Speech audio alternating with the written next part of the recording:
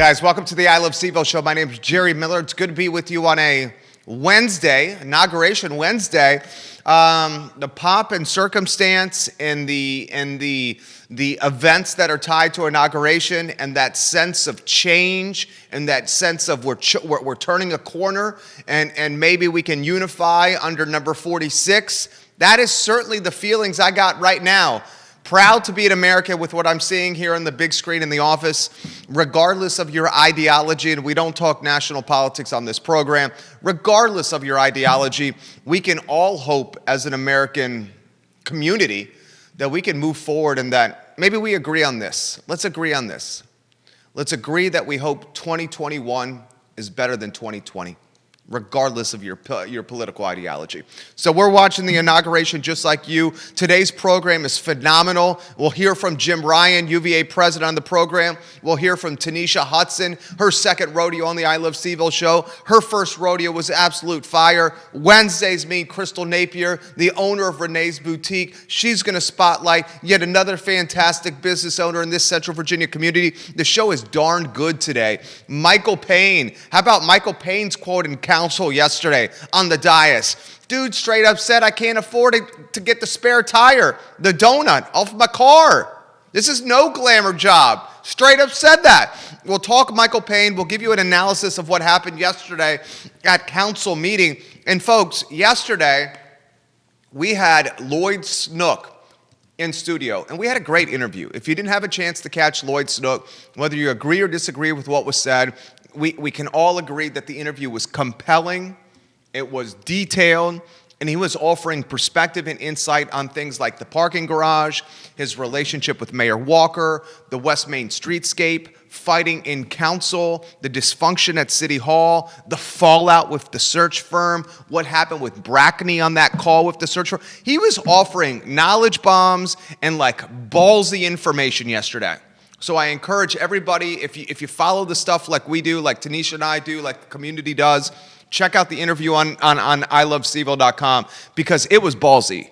It was super ballsy. One of the interesting things that I found from that interview with Lloyd was he seemed to be less, he seemed to have a tad bit less conviction on the parking garage here at Market Street.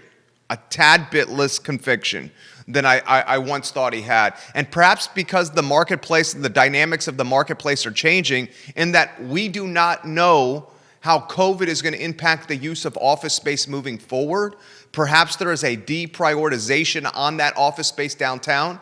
And if that deprioritization does in fact happen due to this pandemic, perhaps that deprioritizes the garage. Now, if we go down that road, Albemarle County and its Board of Supervisors should be pissed off. They should raise all kind of stink, and they should say, you got a long history of not keeping your promises. Look at what you're doing right here. Rick Randolph said that in Court Square when this deal was signed and notarized and made a reality. Randolph said this could happen, okay?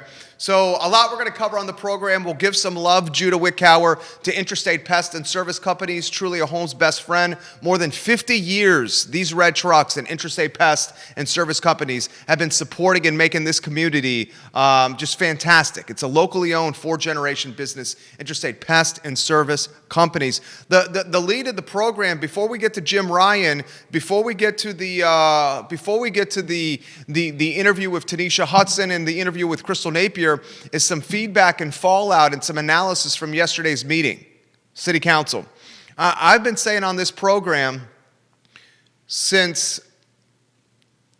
for about a week now,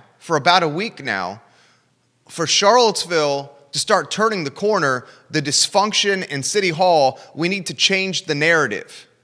And the branding and advertising or the marketing campaign or the change in narrative is not about tourism at first. It's not about driving people to the downtown mall. It's not about, healing post 8/12.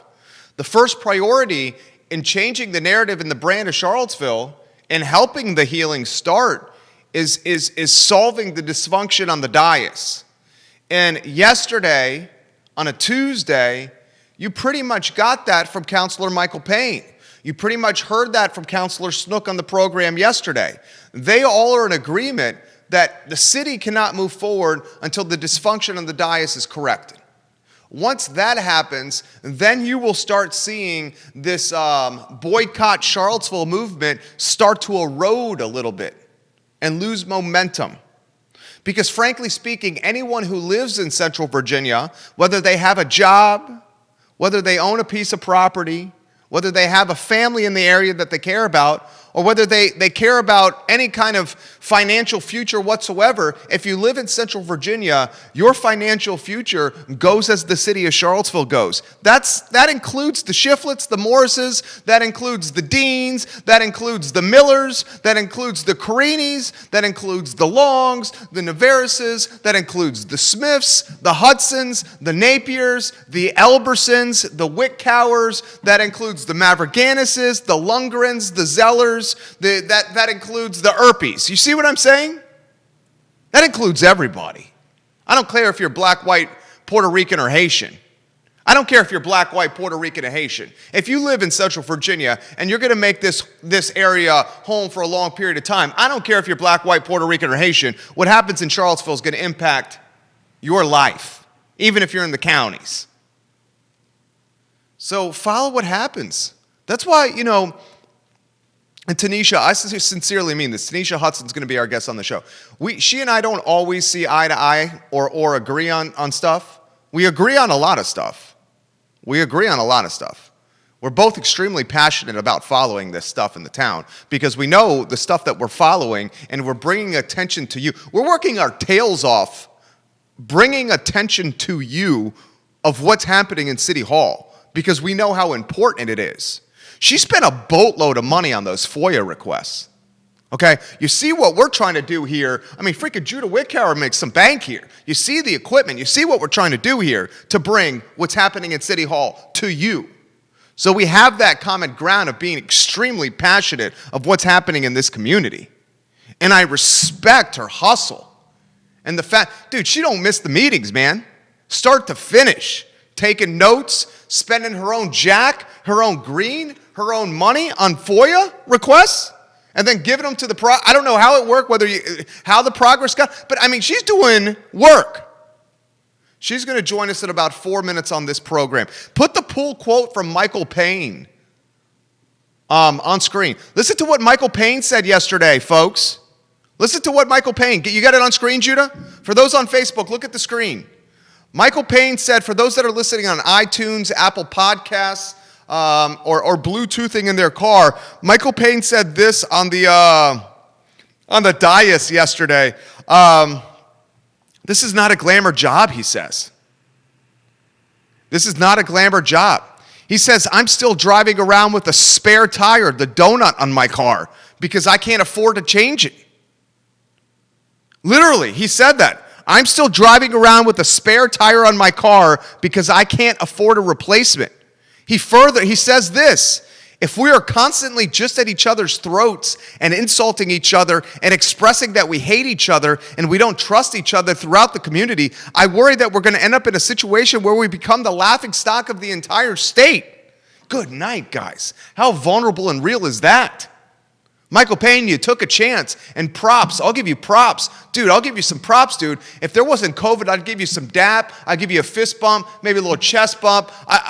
Vulnerable, real, human, personal, local. He humanized, personalized, and localized himself right there. This is not a glamour job, Charlottesville. I'm still driving around with a spare tire on my car because I can't afford a replacement. If we're constantly at each other's throats and insulting each other, expressing that we hate each other and we don't trust each other throughout the community, I worry that we're going to end up being the laughingstock of the entire state. Golly. You ever heard talk like that from an elected official? Props, Michael Payne. Props. Tanesha, I'm curious of your thoughts on that. I'll ask you about that right there. You know what? We need to get to Tanesha. We need to get to Tanesha. We will get to Jim Ryan, but Tanesha Hudson's going to go before Jim Ryan here. Okay? That's what we're going to do right now. Judah, we're going to make some moves and change that up. We're going to get to her before Jim Ryan on this broadcast right here. Still to talk on the show. Retirees flocking to Charlottesville metropolitan area. Retirees flocking to the Waynesboro metropolitan area. Folks, you have more people with big bags of money that are probably white flocking to the area to drive up the cost of living and to purchase the little housing stock and housing inventory that's available to purchase. That's happening, according to Realtor Magazine. That topic we must cover on this program. It is undoubtedly happening. Charlottesville's the second most popular city in America for retirees who are choosing to relocate or move. Waynesboro is number 3. I think the fact that Waynesboro is number 3 has a little bit to the fact to do with Charlottesville's housing stock being so expensive, and the retirees still want to be in Charlottesville in the Central Virginia area, and maybe they come here and they're like sticker shocked by the price, so they instead choose to move to Waynesboro because it's still within very close driving distance to number 2, Charlottesville. So I think 2 and 3 are working hand in hand. That topic after Tanesha Hudson and Crystal Napier. I'm right on time today, baby. Right on time. And Tanesha Hudson, I'm lighting up your Skype right now. It's ringing, it's ringing, it's ringing. She's on the line. She's on the line. Hello, Tanesha. If we can, if we get you to go horizontal on that, we'll have the full camera view. Okay, fantastic, fantastic, fantastic. All right, I'm gonna get out of your way. You know, when you have an audience and you have a lot to say, which you do because you've done your homework and research, I can stop talking. Okay, that's good. Okay, show is yours. So this is my issue with people coming on and telling this story and council just not being open and honest with the public, okay? The fact is, I pulled all these FOIA requests, and I know the truth. And they know that I know the truth, and that's why none of them will battle me, okay? This man wanted to do his job. What he went through, John Blair definitely went through. It's no way this man is just walking away from Charlottesville. He was a great city attorney for us. It's a nice guy. I think he's a nice guy overall. I do feel like as an attorney, Mr. Blair knows a lot, could do a lot, didn't step in areas and places that he needed to step in as an attorney, telling these people what they should and shouldn't do. He know that certain members of council were stepping over their boundaries. I sent you proof today. I showed you documents. Let's start with the first one that I showed you. Because see, me, I like proof. And you know, people love bringing up, make sure you talk about the facts. I'm going to talk about the facts because and Tanesha, Judah, as you're talking, Judah's going to put the first one on screen. So the show is yours. We're going to talk about them one by one. I'm pulling them up just so I can see the order that I sent them to you. But we are going to talk about them one by one. Let's talk about the first one. I highlighted the section. I've been trying to get accurate information from Dr. Richardson and his team since August. However, since August, because you all have allowed his understanding of day-to-day operations. See, it's small for me, so excuse me misreading it a little bit. Because you all have allowed his understanding of day-to-day operations. Now, if you Google and go to the city charter, this man was responsible, right? Chip is going to come in being responsible for day-to-day operations. Council has nothing to do with that. Look at what they can do and look at what they cannot do. Look at what the mayor can do and look at what the mayor cannot do. So you're trying to tell somebody how to do their job. Problematic. Okay? Let's go to the next one. Moving right along. We're going to the next one. Baxter sends an email to Heather about his issue with Dr. Richardson. Heather responds. So I sent you, well, Heather's come up first, but Baxter's is the one behind it. So again, when someone don't get what they want, they lean on members of council to be their ally to get what they want. All of this had to do with budget stuff. All of it had to do with budget stuff. Heather swear up and down, show have nothing to do with operations. You was dead in that stuff. She was the beginning of the problem while everybody keep pointing to the mayor. Heather, I told you before, you were part of the problem. You're a bigger part of the problem, but you don't want to take accountability for it. So then we're going to move right along to these text messages. Actually, no. The next one is Cena. The next one is Cena doing the city manager's work plan, basically asking, hey, are any of you guys available? I just want to make sure that we're all aligned with the order for the city manager's work plan. Why would you align with them? Why wouldn't you align with Dr. Richardson? It's his work plan. Shouldn't you have a conversation with him? My boss don't align with my other colleagues about my evaluation or my appraisal. That's between me and my boss or my team lead or supervisor or whoever, right? So why are you going with everybody else, Tina? You should be having a discussion with that man. Clearly, it was a plot. Nobody wants to accept that. So moving right along, we are going to go to the text messages. Everybody know the CVille Weekly article that came out with Dr. Richardson on the front right after he resigned. Well, the mayor Heather was not happy about that. Whole lot of back and forth about that. For what? Y'all forced him out. You got what you wanted. Go back and watch the press conference when he announced he was retiring. They couldn't even contain their smiles, their giggles, the smirks. They were so happy. Okay? Anybody that watched that could see. They were so happy. They felt accomplished. And then the other three councils had nothing to say. Now let's move up to today. Yesterday, day before, last week. Now everybody wants to speak up and take accountability. Where were they, Jerry, with this same energy when all of this was going on? Lloyd didn't have nothing to say publicly. Michael didn't have nothing to say publicly. Cena didn't have nothing to say. But all we heard was the mayor and Heather Hill. That's all we knew. They did all the talking. Nobody else said nothing. But now y'all have all this energy and all this hype. And then last night they talked about, let's move on and have a healthier relationship. Let me make this clear to everybody in the city of Charlottesville, okay? You cannot have a healthy relationship in this city until you address what you have done to people in this city that you have not went back and corrected. That's the problem with America. That's been the fabric of America. We are the only country that have not faced the wrongdoings that we've done to a certain group of individuals, right? And we continue to do it. And this city continues to do it. And when we see a repeated pattern of Black men and being in charge, Black leaders being in charge, walking away from this city, that should open anybody's eyes to know that this is a problem. This is a problem. This is a systemic problem, and we need to address it. And we keep hooping and hollering that we want change. We march. We put signs in our yard. We do everything under the sun saying we want change. No, we don't. No, we don't. Because as long as white people do it for the better good of white people and people that look like them, it's never a problem. But when Black people like myself stand up for the better of the good for people that look like me, I'm a troublemaker. It's a problem. You pick and choose this, and the third, or you're doing it for personal reasons. No, I'm doing just what y'all do to one another. We just seen it. Baxter didn't get what he wanted. He leaned on his friend, right?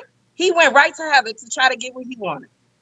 All I'm saying is Black people should not continue to lose around here, and it doesn't raise eyebrows to people. This is an issue of race, no matter how you want to spin it, no matter how you want to paint it, or anything. Period.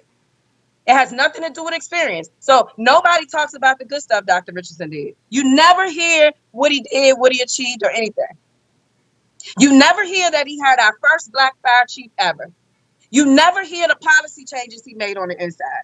You never hear anything that he did. Let's talk about what Lloyd said about the budget deficit. I wanted you to go back to what Lloyd was discussing about the budget deficit. When he said it was a deficit, he was called incompetent and he didn't have basic understanding of budgeting. That's what Baxter wrote in a confidential letter that he sent out. About Richardson. About Richardson. This is problematic, no matter how we spin it. Can I ask you this question? Let me throw this to you here. Do you think if Richardson was given a shot to come back, he would have come back? He would have came back. He would have came back. He would have came back and he would have saved people from leaving. You wouldn't have people walking out the door. They would have stayed. They wanted to stay. They wanted him back. Because you could make the legitimate argument at that point, if Richardson had come back, if council had said we made a mistake and brought Richardson back, then John Blair goes back to city attorney. He does not leave. Then we get those deputies. They don't leave. And then we get some stability. So that's kind of what you're saying, right? Listen, I told each counselor that. I had a phone call with her. Some pretended like they supported Richardson coming back. Some even openly claimed to have brought it up. That was a lie. Never came up in closed session. So They lied. And I think it's the process of why people are so disgusted. Not even that. We voted you in, right, as citizens. People voted you in. The citizens wanted you to listen to them saying, hey, listen, we want you guys to give this man a shot to do his job. We know what the problem was. I exposed the whole problem. Basically, I exposed this whole city, all in a nutshell. You can spin it how you want to spin it. I exposed this city. So I exposed what was happening down in City Hall. But we can prove openly now that people are treated differently based on how much support they have. You made a statement yesterday, Jerry. You said, listen, connections, friendships, allyship, whatever verbiage you use goes a long way. Listen, not everybody's going to walk into a job and have friends. That man wasn't from here. He had no friends. You're talking Richardson. You're talking Richardson. I'm talking about Dr. Richardson. You can't give him the benefit of knowing people when the people that's supposed to work with him aren't necessarily trying to work with him, or they're building an alliance or putting together a plot to basically take them out because they don't like them. And this started all the way back with Mike Murphy. Mike Murphy wrote the same exiting letter leaving out the city that Baxter wrote. We have a problem here, and we need to accept that. And that's what I want the public to know and understand. If Chip was the best man for the job, they should have hired Chip before Mike Murphy swindled them out of all that money. That's fair to say. Because Chip was here. Chip was here. Right. So she's basically saying, that's an interesting point. She's basically saying the council at the time picked Mike Murphy as an interim manager, and if Chip was qualified enough then, like they're saying he's qualified enough now, then they made a mistake. Right. They made a mistake by picking Murphy and not going Boyd. That's basically what you're saying, right? And they knew Murphy wasn't technically qualified. I mean, I've had ex-counsels say that. They knew he wasn't qualified to step into that role, but they did. What do you think the community wants to know? What's your take on Boyles, Chip Boyles? I don't know Chip well enough to really have a take. I'm gonna tell you like this: if they did it to Richardson and they did it to Blair, Chip, you don't stand a chance, buddy. They're gonna do it to you. And you have no help. So he don't got nobody to turn to in his office and say, oh, hey, listen, this is happening. You don't even got nobody to talk to about it. You just in an empty office with no deputies, with secretaries. So unless you're going to talk to the secretary or Keena, those are the only people that's going to be in your office. That's right. That's true. You don't have nobody to turn to. I guarantee you, if I FOIA you the last 2 weeks, they are still in operations business. Do you want to bet? Let's make a public bet. How can I? Operation. The community wants to thank you. She made news. She makes news all the time. I'll straight up say it. She makes news all the time. By doing the FOIA request she did, she not only made news, but she beat the news to the news. She was the news. Can I ask you how much that cost? It was a lot of money. I mean, some was like $426, some was like $170, $180. I mean, it was a collection of money. I haven't added it all up. How much? Do you think you've spent close to a G on it? Yeah, probably over $1,000. Damn, yeah. That's serious. Mm-hmm. Over $1,000, dude. When you see her, you say thank you, please. When you see her, you say thank you. So where do we go from here? Michael Payne is on. You watch the meeting. You watch every meeting. Michael Payne's on the dais saying, "I can't afford to change my spare tire." Oh, I would pay for Michael's spare tire. I know you would. I would. But it's not even that. You have to look at the sequence of things, right? Like me stepping up and wanting to do the right thing. They violated my rights. I sued them. See, it's people missing the big picture, right? You're not going to be put in these situations just by chance. They did that on purpose to me. And so me being the person that I am, you can't do something like that to me and think that it's okay, because I'm going to beat you at your own game. And I'm going to make sure that you never, ever, ever stop somebody else from speaking up, telling the truth to the community, because they deserve to know what's going on. So they should have paid me enough. They should have paid me the first offer I gave them off the rip. And then maybe I could be walking on the beach in some Chanel slides and some Chanel shades with a Chanel bag, and I would have been out of their head. And I mean, the very first offer that I gave them, they would have never had to worry about me again. They should have paid me enough. Dude, Tanesha, I've seen you. You are a pretty lady. I have seen you around town. You got style, and I know you have those Chanel shades already. I know you have the Chanel. No, but listen, bottom line, if they would have paid me enough, I'd have been walking on the beach. I would have been walking on South Beach, probably with a Splendor Daddy out of everybody's head, not paying attention to nothing in Charlottesville. That is awesome. That is so good. What do you make of this November 3rd election? I called it the most important election in Charlottesville history. There's so much stuff that is right around the corner. The parking garage, the school realignment, this budget, this West Main streetscape, them coming out of COVID. I mean, this next round of counselors is going to be making huge decisions. They really are. And, you know, I feel like this was a lesson for everybody. I think for the longest, we've just been voting people just because they sound good. You cannot vote for people just because they sound good. You cannot vote for people just because you know what they do outside of being a politician. You have to study these people. You have to hold these people accountable. And I think a lot of people like to only take accountability for the successes and the victories and never the mishaps or the mistakes or the bad things that happen. You got to take accountability for the good and the bad. And you take it with the same energy. You take the bad with the same energy that you take the good. And that's where we kind of lack. You know, that's where a lot of these politicians, I think, lack. They only want to be there for the victories, but you never want to be there for the mistakes. And if they would have just did the right thing, I'm being honest. If council would have did the right thing, asked Dr. Richardson to come back, work with him. Listen, he wasn't from here.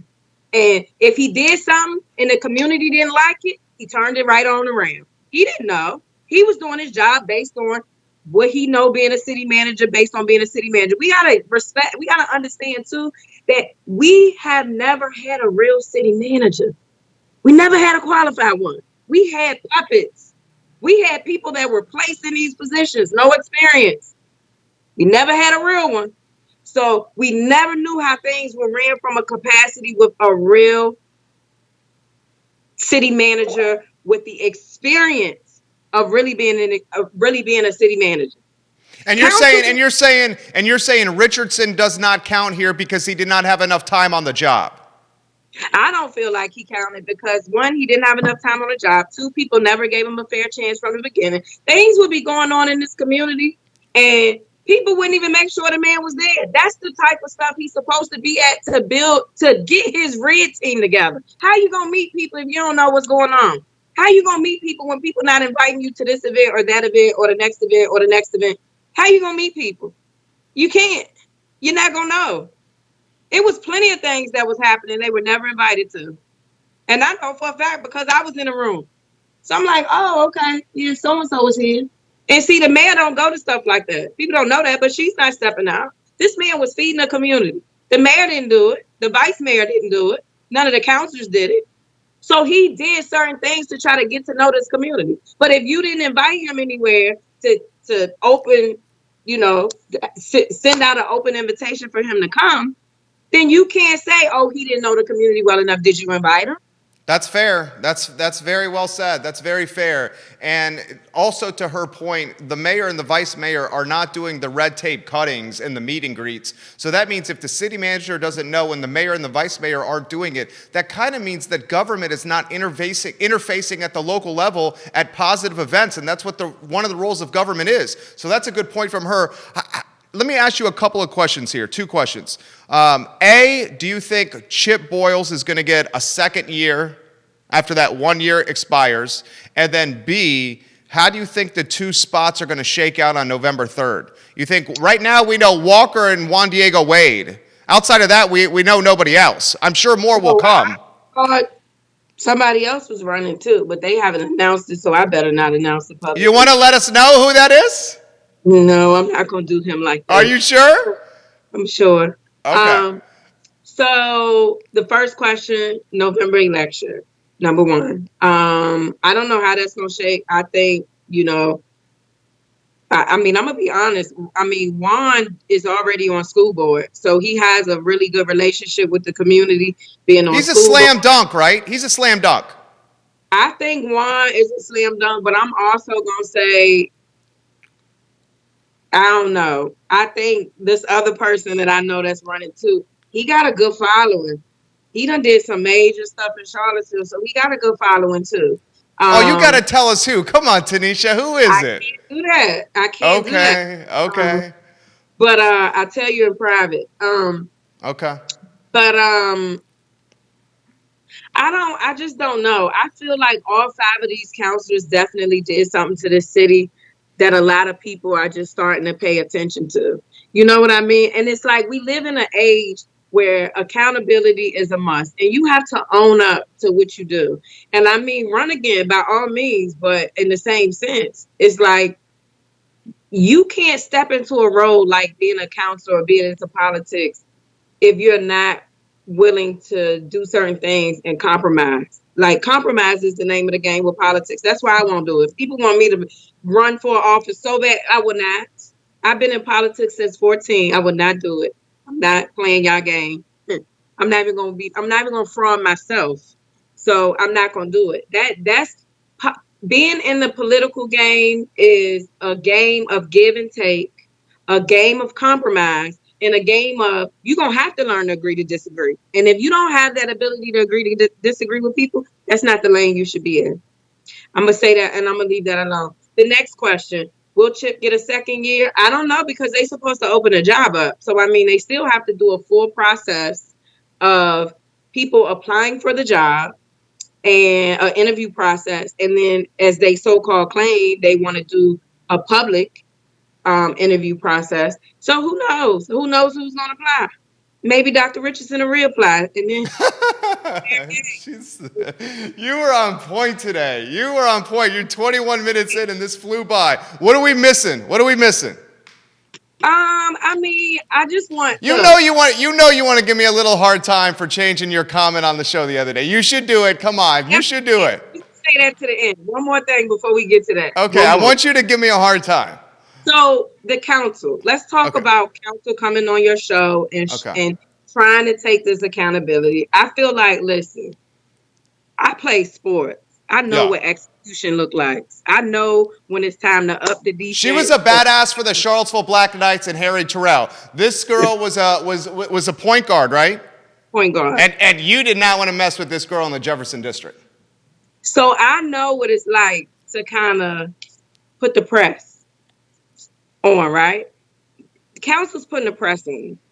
They want to make it look like they want to take accountability and that they're apologetic for what's happened. They are not.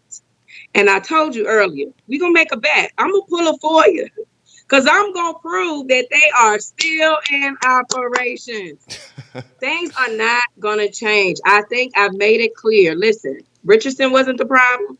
The deputies wasn't the problem. The issues in the city wasn't the problem. The man was doing certain things, making changes. Sure, he probably made some mistakes. Council made plenty of mistakes. We all know that, but they still have their jobs. They weren't forced out. You didn't have people coming for you and passing your evaluation out to whoever they wanted to because they knew that you had a problem with that person. People weren't writing hate letters, walking out the door, getting their retirement when they should have been fired. So with that being said, I'm just going to say that council, you are not sorry, and we cannot have a healthy relationship until you accept accountability. You had the ability to do the right thing, and that was to bring Dr. Richardson back. Had they did that, I think they all would have saved their face. Look, Apple got rid of Steve Jobs, brought the man back when the stock started to go down, and boom, they became the #1 tech company.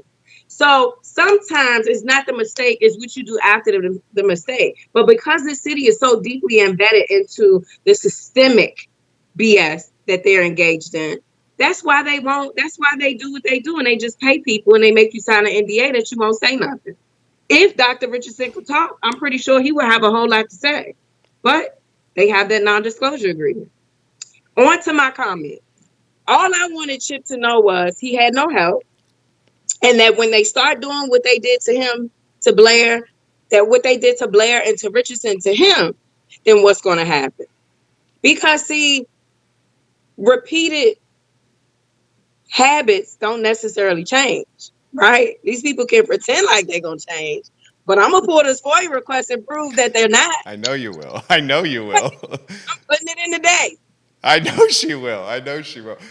You made us better today. I sincerely mean that. You are welcome here anytime you want. I invited her on here, and you see why. She's awesome.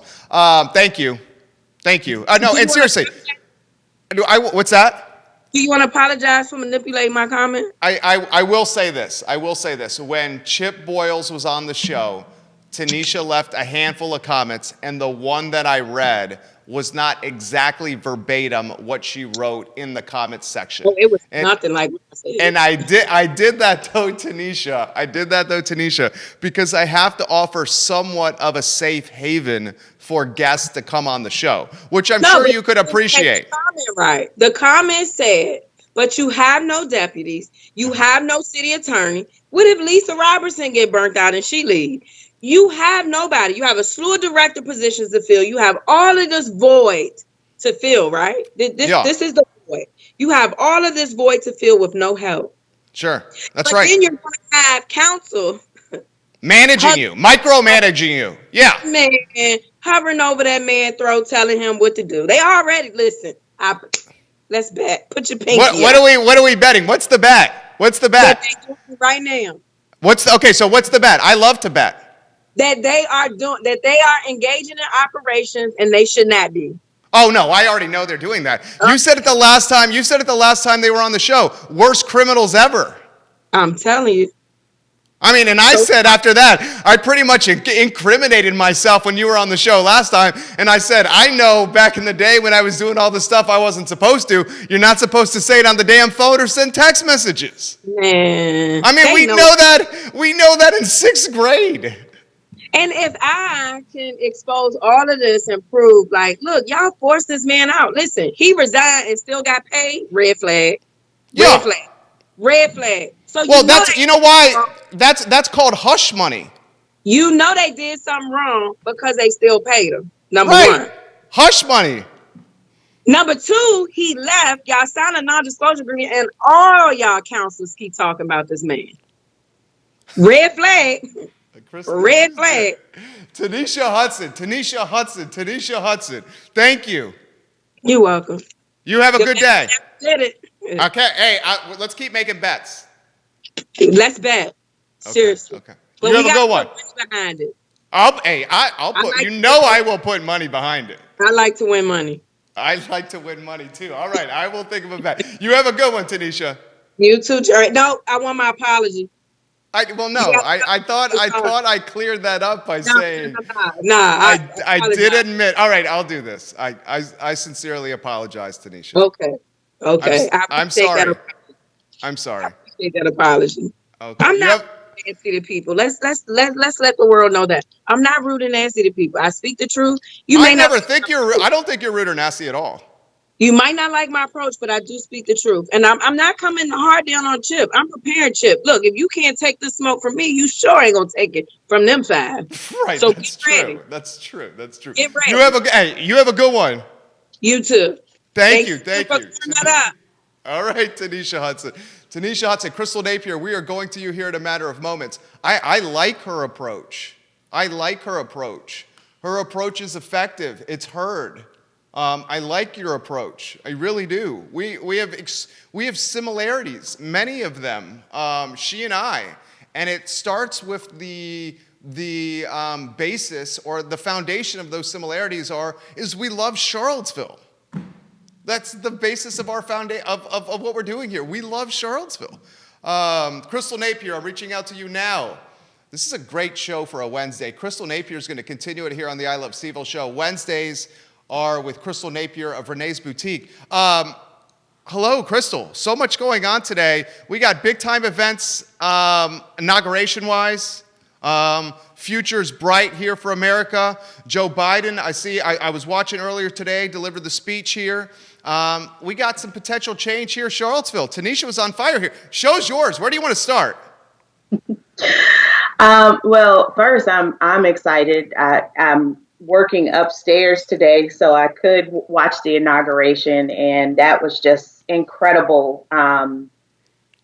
an incredible change of power, but more importantly, I am just kind of basking in this moment of seeing the first female vice president, and she's a woman of color. Like, that is just incredible strides for our country, period.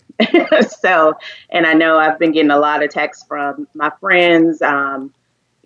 Folks were emotional during Biden's speech, and we don't know, if we don't know what the next few days will bring, what the next 4 years will bring. But it was just a refreshing thing to just not hear about ego, and just to hear someone speaking about unity, and coming together, addressing, taking accountability for our racial injustice, for the way people have been feeling, our emotions, the outrage, the heartbreak, and acknowledging and having a moment of silence for those that have went on before us. Like, it was just a level of class that we have not seen in the past 4 years. And it was just absolutely refreshing to watch today. What does Vice President Harris, a woman of color, on a day like today, after a year like 2020, when we saw the murder of a man in Minneapolis by police, a black man, what does it mean to you personally? What was going through your mind and your heart? For starters, to just see her slaying that purple in that royal, just looking like royalty up there. But it's really just encouraging as a person of color and as a woman of color that, when I look at Micah and my niece Violet, that they are actually going to grow up in school with having people that are in power in these positions that look like them. And that's something that I didn't experience. My parents didn't experience. So just in that in itself, it's hard to put in words, Jerry. It's a moving thing.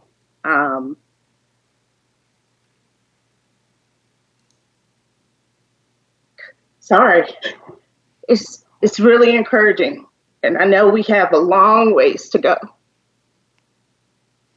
And this is some stuff that you've experienced because you've come on the show a number of times. I remember the first time you came on the show, Nelson County. I mean, you experienced it firsthand, racism growing up in Nelson County school systems. I mean, this is why it's emotional and it's hitting her hard. And today we turn on the television and Micah is her son, 2, right? Yep. 2 years old. And her son can turn on the TV and sit on mom's lap and watch on the television a vice president that looks like them. I mean, you know what? I take it for granted because my whole time growing up, it was white men, and that's what I am. So I can't even begin to relate or understand what you're feeling right now. That's why I asked the question, so I could get an understanding or try to. Yeah, it's a game changer. And it gives hope, like I said, we have no idea what the days ahead are really going to bring.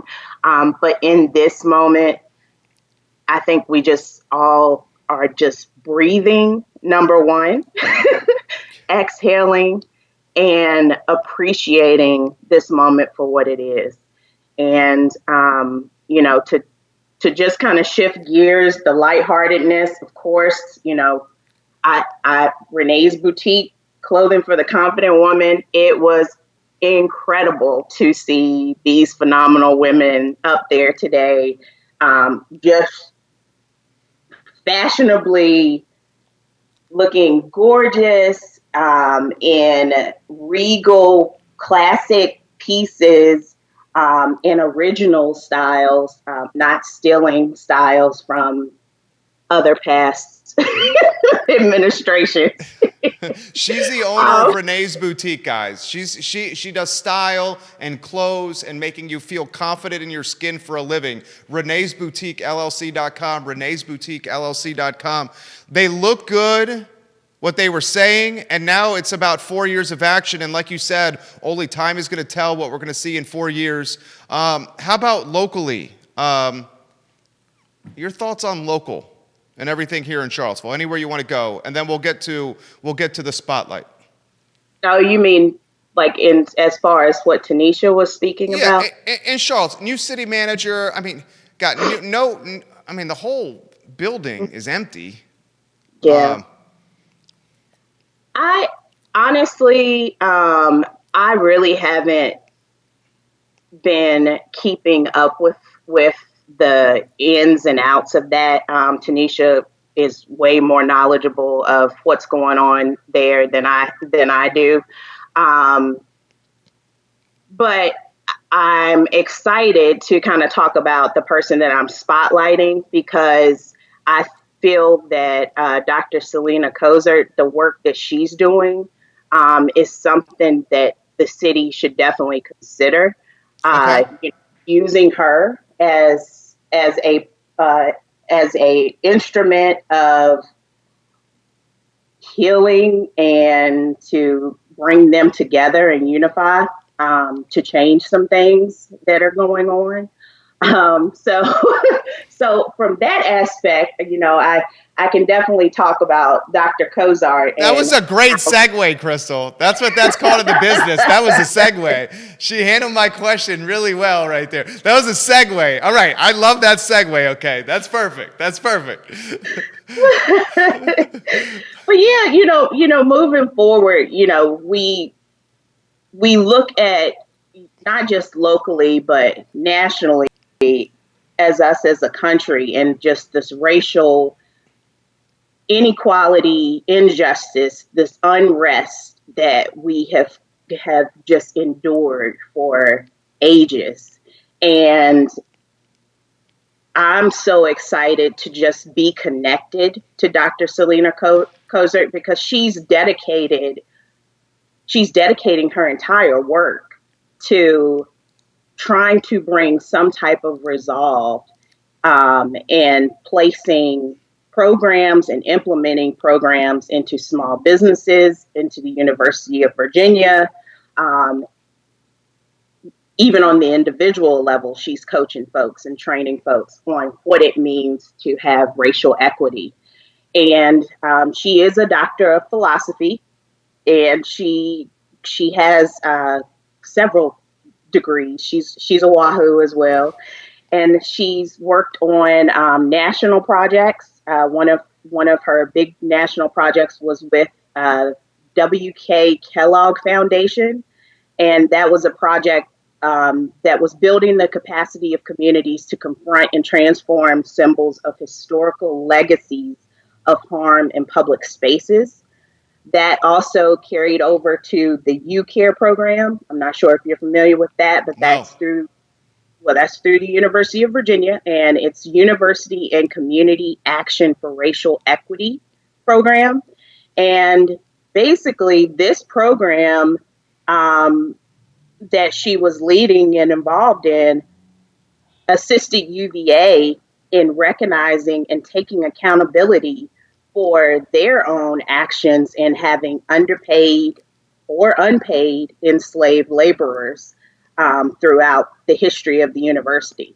And I'm pretty sure you probably saw in the news where that there is the UVA Memorial to Enslaved Laborers. Yes. So that committee this charge that she led, that was the beginning stages of that project. Nice. And yeah, and then the actual UVA Memorial to Enslaved Laborers,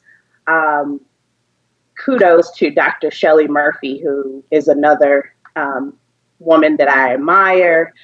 She's my client. She's my friend.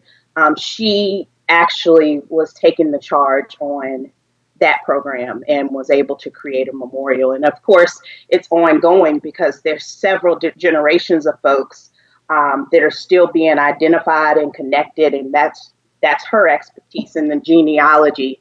But I just think it's incredible that Dr. Cozart is leading the way. She's deep diving. She's talking about how this problem exists in the first place, which I think a lot of times we want to jump to the solution. We think we can just throw money at things or pick and choose different folks to be tokens and say, oh yeah, well, I'm not racist. We have to get out of that mindset of taking it just on an individual level and realize that there is truly a systematic problem that we have to deep dive and understand first. We all have to get on one accord first and foremost to recognize that there is a problem before we can even have the discussions to solve it. And that's what she does. And we are actually working with her through Piedmont Housing Alliance. She's leading our racial equity training because we do want to become an anti-racist organization. And we have to explore, how do we get there? How do we... And she's the chairwoman. She's the chairwoman of the Piedmont Housing Alliance, right? You are. Yes. Yeah, yes. You are. Crystal is the chairwoman of the Piedmont Housing Alliance. So I want to emphasize, she's the chairwoman. Thank you, Jerry. Yeah. And, Dr. Cozart, she is our facilitator of the racial equity training that we actually started last year. And we're going through it at the staff level as well as the board level to make sure that we're taking the proper steps and that we are all educated on what it really means to be an anti-racist organization. So it's some very hard. Yeah. I was going to say, what is that conversation like? I was about to say it's difficult conversations. It's a lot of digesting of data. Uh-huh. And I think that's the biggest thing for us to overcome systematic racism is get the facts first. Sure. We all, can give our opinions and pretend like these things don't exist, but there is actual data out there to show us that yes, it does exist. We have to acknowledge the problem first and then do the deep dive. And so it's uncomfortable conversations, but they're necessary. If we're ever going to get to that place of unity that our President Biden spoke about this morning, these conversations are absolutely necessary. And it's really a time, I know I've said this before, but it's truly a time for all of us to get comfortable with being uncomfortable. Amen. Crystal Napier bringing the truth today on the show right here. Fantastic, per usual, Wednesdays with this lady. She highlights and spotlights agents of positive change. Show's yours, Renee's Boutique. Renee's Boutique online at reneesboutiquellc.com. Give us a snapshot. Give us a rundown. So I'm really excited. This week, Renee's Boutique went international. I'm processing your first international order. Yes, that is awesome. Yes, I'm so excited about that. Let me ask you a question. I remember when we got our first I Love CVille shirt sold overseas, and when I set up the website, or when Judah set up the website, we never anticipated selling a shirt overseas, so we never really even adjusted the shipping the right way. So when they did the deal, I had $4 shipping from Charlottesville to Paris, and even though it was our first order, it cost me money to ship the t-shirt over there. I lost money on our first order overseas. Oh my gosh. Well, luckily, DHL had reached out to me last year about international shipping. So they had put that tickle in my ear. So I had like something set up on my website, but it really wasn't, it actually, to me, it was overcharging the client. So of course, I want to do the right thing. So I reached out to them and adjusted the rates for them. But I was just, thrilled and blessed that they were even, willing to, even with the rates being out of whack, they were still willing to support me. So it's just to me, it's a very big deal. I'm very that's excited. a huge deal. Yeah. Your brand is global, girl. You got a global brand. That's legit. I love it. And we're still in the process of. I saw my first draft of the website, so I'm really excited of the new features that are coming for the website. So hopefully in the next week or two, I will have a new site up. But feel free to go on to reneesboutiquellc.com. I do have a few new pieces on the Cozy Desires. We have some new face masks as well, even for your littles. I have an adorable new face shield that is actually a hat, and you can detach the face shields for our active little ones to be protected during the pandemic. Very nice. Check it out. Thank you, Crystal. Thank you. Absolutely. Yeah, you have a blessed day. Say hi to Sean and Micah, and thank you for the time. Oh, absolutely. My pleasure, Jerry. Have a good one. You have a good one too. Take care, Crystal. All right. Crystal Napier, A+ people. J-Dubs, let's get Jim Ryan ready to go. I need the community to hear what he has to say. Crystal Napier is the owner of Renee's Boutique. It's her business is online at reneesboutiquellc.com. She joins us every Wednesday here on the I Love CVille Show. I love Wednesdays with Crystal. I really, really do. All right, Jim Ryan, coming up. Students, in-person classes at UVA February 1. That doesn't mean all students go to in-person classes. It's still abbreviated in-person classes, but still it's a date and a threshold we should be mindful of. The 1st of February is around the corner. Today is January 20th. So we're about less than 11 days away here, folks. Jim Ryan had about a 12-minute announcement, 12 minutes and 25 seconds, in fact, posted on the Virginia official website. We're going to play about 3 minutes of that announcement. J-Dub, do you have the on-screen ready to go? Yep. All right, fantastic. It does not have the live word on there, does it? No. Okay. We're going to play, and I'll tell you when we're stopping. I'll keep count on my end here, J-Dubs. We're going to play about 3 minutes of Jim Ryan's announcement to the University of Virginia community and the Charlottesville and Central Virginia community, because we're as much a part of the UVA community as the students, okay? We have a say in this dogfight that is surviving COVID-19 in Charlottesville, especially when 25,000 students come back who may not be as mindful of fighting this pandemic as we are, okay? So we have a say in this dogfight. I'm gonna play the nitty-gritty of this 12-minute press conference from Jim Ryan. Here's the nitty-gritty. Judah, I'm gonna play it on this microphone over here, so we're gonna need the volume turned on this one. Okay, 3, 2, 1.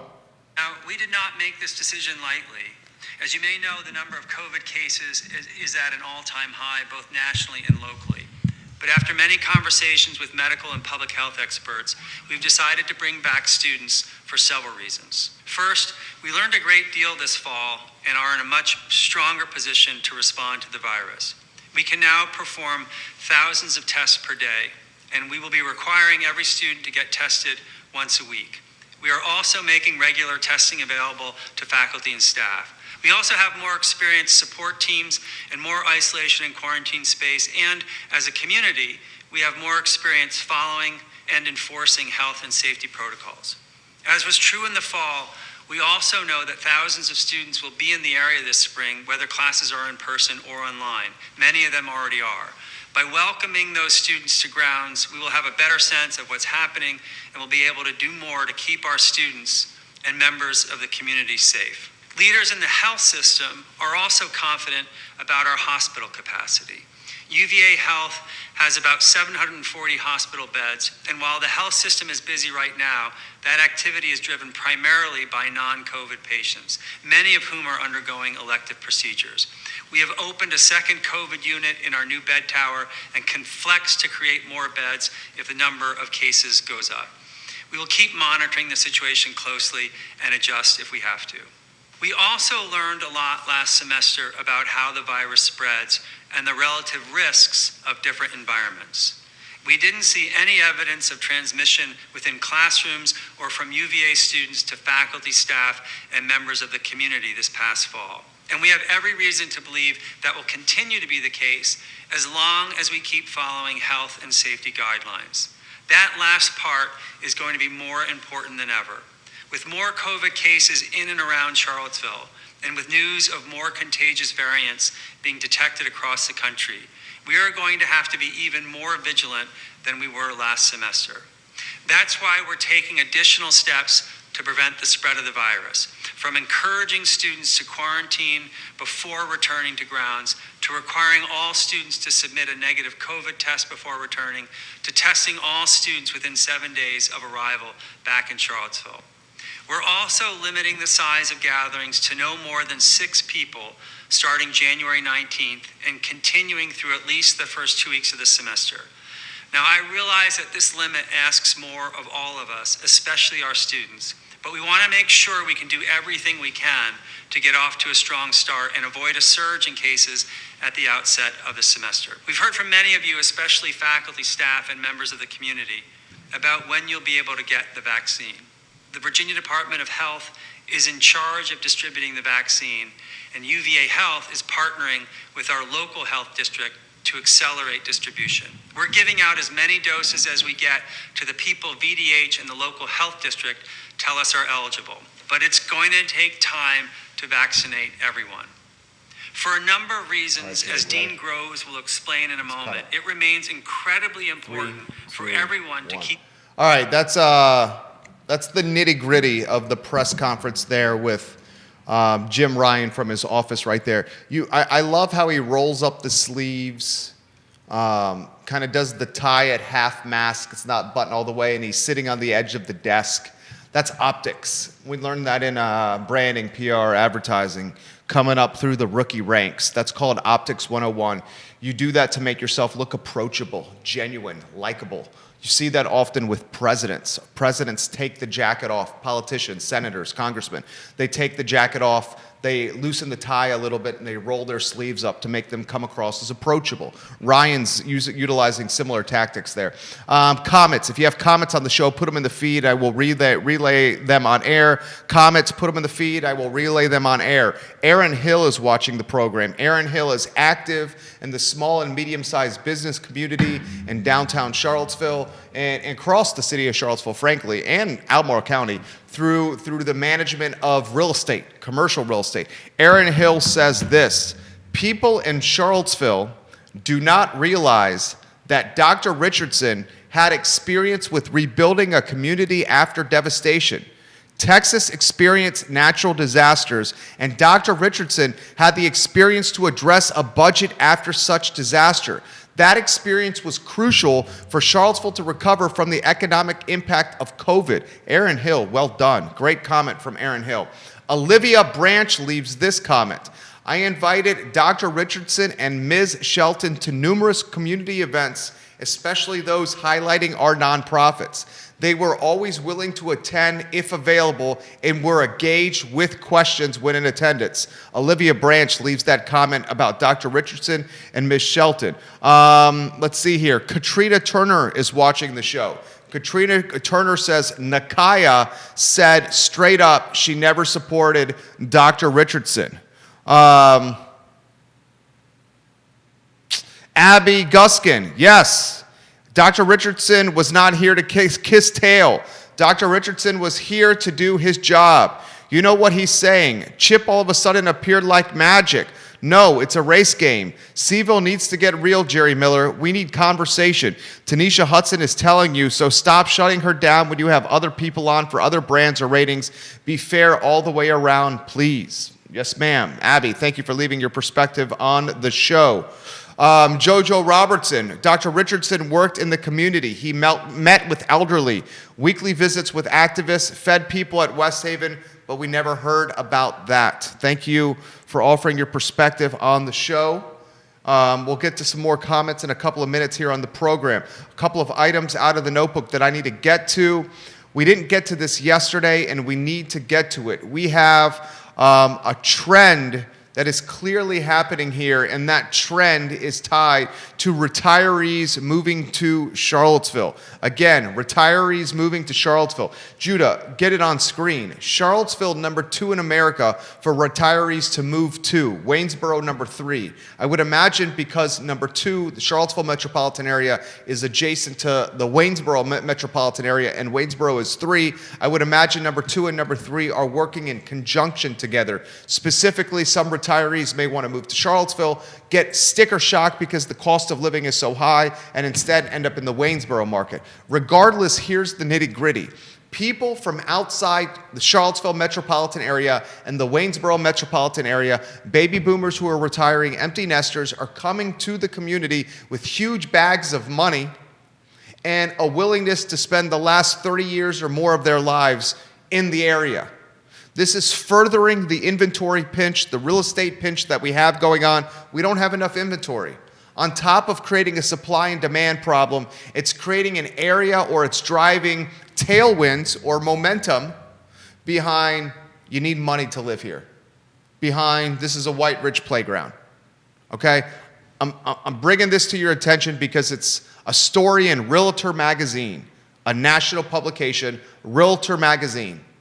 Every realtor in America gets this magazine, and they're now reading this story this week about Charlottesville metropolitan area and the Waynesboro metropolitan area being number 2 and number 3 in the country for retirees to move to. I can assure you that some agents in the country are passing this information along to their clients or their friends who are considering relocating. I can assure you that's happening. The next story that we need to cover on the program, the Daily Progress selling their building on Rio Road. My first job out of the University of Virginia was as a staff writer at the Daily Progress. I finished my career at the Daily Progress as the youngest editor in the history of the entire newspaper. I was managing people that were in their 60s when I was 24, 25. People in their 60s I was managing. 24, 25. It was a learning experience, a challenging experience, and an invigorating experience. And I eventually quit the Daily Progress because they pay you freaking peanuts. They work you to death. And the managing editor called me into his office and said, I'm going to give you a promotion, but you're not going to get a raise. You're going to have days furloughed, and the only new perk you're going to have is some new business cards. At that point, it feels like a kick in the balls, and you're like, you don't care about me. I'm out of here. And that's what happened. The Daily Progress is selling its building. The reporters are expected to work remotely from home for an extended period of time until the building is remodeled and a portion of the remodeled building becomes the new newsroom for the Daily Progress. Folks, I'm going to cut to the chase. Have you seen the CVille Weekly lately? The CVille Weekly, the weekly paper. It is lacking in local news content. Nolan Stout, who does a pretty darn good job, is leaving to take a job in Northern Virginia. His last day on the job was last night. Local news, from a print standpoint, is close to dying. It's on its deathbed. It's on its deathbed. You have a skeleton staff of journalists. Furthermore, let's talk Charlottesville Radio Group. Charlottesville Radio Group is not local. It's owned by a national company. Charlottesville Radio Group just fired and pink-slipped a fantastic local sales manager and general manager in Mike Sciamento. Local news, something that is incredibly important at a time when City Council is doing private emergency sessions and hiring the CEO of a city without public input. That actually happened. Charlottesville City Council went in 20 hours plus of closed-door emergency sessions and hired a city manager, a CEO of a city, who's going to get north of $200,000 in taxpayer compensation. And they did all this without public input. The value of local journalism is more important than ever. And we are literally watching as it is being stripped right away from us. Follow that trend, please. A couple more items out of the notebook. UVA had a game tonight. That game is canceled. Its next ball game is Saturday. I think it plays Georgia Tech, right? Is it Georgia Tech? I think it's Georgia Tech. Let me check on that. UVA is 12 in the coaches poll, 13 in the AP poll. This team is peaking at the right time. It's peaking at the right time. Virginia Tech had a ball game tonight against Boston College. That one was canceled. UVA was supposed to play NC State tonight. Canceled. COVID. Virginia Tech, Boston College tonight. Canceled. COVID. The Wahoos are on the road. Yeah, I was right. Saturday, Georgia Tech, 8 o'clock tip-off. That game's at the John Paul Jones Arena. And one more item out of the sports notebook. Duke has dropped out of the top 25. Wow. Duke is out of the top 25. First time a Mike Krzyzewski coached Duke Blue Devil basketball team has not been in the top 25 since February 8th of 2016. February 8th, 2016. All right, that's the show. Comments, put them in the feed. You can get a $288 savings on Ting, the internet we use for this show, only through this link, ilovecville.ting.com, ilovecville.ting.com. If you use that link, ilovecville.ting.com, you get a $288 savings on the best internet in Charlottesville. It's the one we use to power this network. We'll close on this. It's a great way to do it. Abby Guskin says this to Tanesha and to Crystal Napier. Black, phenomenal women making history. Perfect way to close the show. I'm Jerry Miller. He's Judah Wickower. It's the I Love CVille Show. Tomorrow at 10:15 a.m., Thursday morning, Today y Mañana. It's a show 100% focused on the Spanish and Hispanic community in Charlottesville and Central Virginia. Today y Mañana, 10:15 a.m. tomorrow on the I Love CVille Network with Alex and Xavier Erpy. You guys have a good one.